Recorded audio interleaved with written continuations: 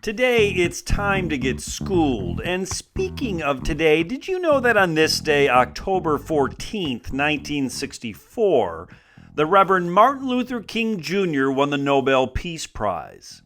The Nobel Peace Prize, established at the bequest and by the will of Swedish industrialist Alfred Nobel, has been given since 1901 to those who have done the most or the best work for fraternity between nations, for the abolition or reduction of standing armies, and for the holding and promotion of peace congresses. Martin Luther King Jr. was awarded this prize for his exemplary nonviolent service to the civil rights movement, advocating for the advancement of full citizenship protections to men and women of all colors and creeds. In part as a result of King's work, the U.S. Congress passed the historic Civil Rights Act of 1964.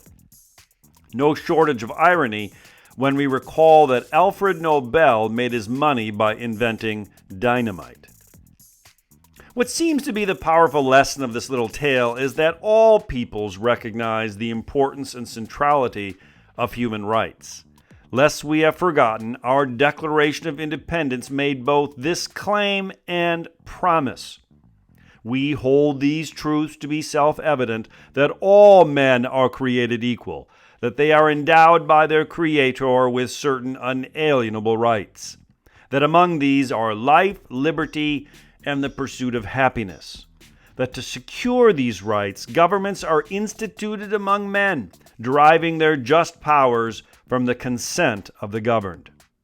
This standard is certainly not reserved merely for us here in the United States. It must be our goal and commitment for all.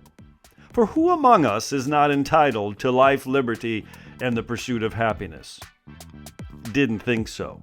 No better way to fight against boredom and ennui. Strive to fight for human dignity to all. Now that plan is dynamite.